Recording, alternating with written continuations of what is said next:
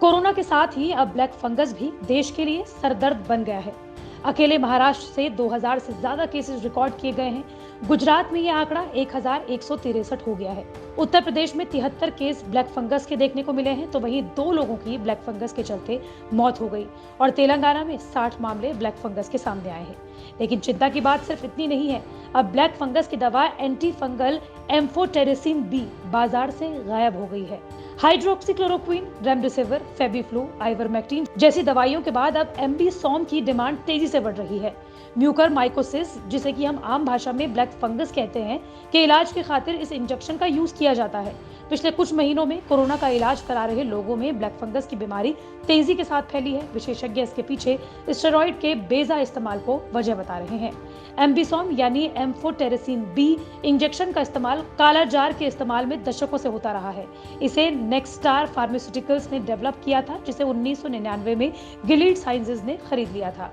यह दवा असल में एक एंटी फंगल दवा है जो गंभीर फंगल इन्फेक्शन के इलाज में इस्तेमाल होती रही है। ब्लैक फंगस के अलावा ये अलग अलग फंगल इन्फेक्शंस का इलाज भी करती रही है। हालांकि बाजार में इसकी कोई तय कीमत नहीं है। अलग अलग फार्मास्यूटिकल कंपनी की दवा अलग अलग कीमत पर मिलती है। इसकी कीमत 4500 से 12000 के करीब हो सकती है।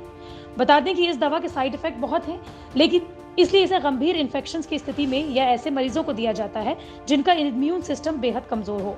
अलग अलग स्टडीज के मुताबिक अधिकतर केसेस में इंजेक्शन लगने के कुछ देर बाद ही तेज बुखार, हाइपरटेंशन, जी मितलाना, सिर दर्द, सांस फूलना जैसी दिक्कतें आती हैं। धीमे धीमे रिएक्शन धीमा पड़ता जाता है।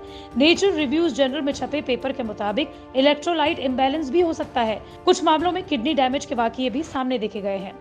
बताते चलें कि ब्लैक फंगस यानी म्यूकर माइकोसिस के मामले कोरोना की दूसरी लहर के साथ ही देश में तेजी से बढ़े हैं। इस बीच सरकार ने एडवाइजरी जारी करते हुए लोगों को जागरूक करने की कोशिश भी की है। लेकिन ब्लैक फंगस होता क्या है और ये किस तरीके से कोरोना काल में बढ़ रहा है? दरअसल कोरोना के इलाज के दौरान स्टेरॉइड दिए जाते हैं, जिसकी वजह से ब्लैक फंगस पनप सकता है। जिन कोविड मरीजों को ऑक्सीजन सपोर्ट पर या आईसीयू में रखना पड़ता हो, जिनका डायबिटीज कंट्रोल ना हो, जिनकी कैंसर किडनी ट्रांसप्लांट के लिए दवा चल रही हो।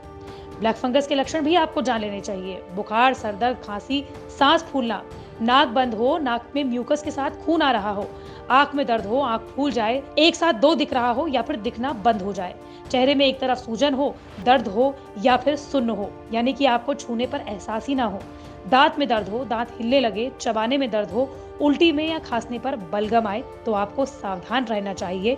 और इसी के साथ कोई भी लक्षण दिखने पर आपको फौरन सरकारी या फिर किसी स्पेशलिस्ट डॉक्टर को दिखाना चाहिए।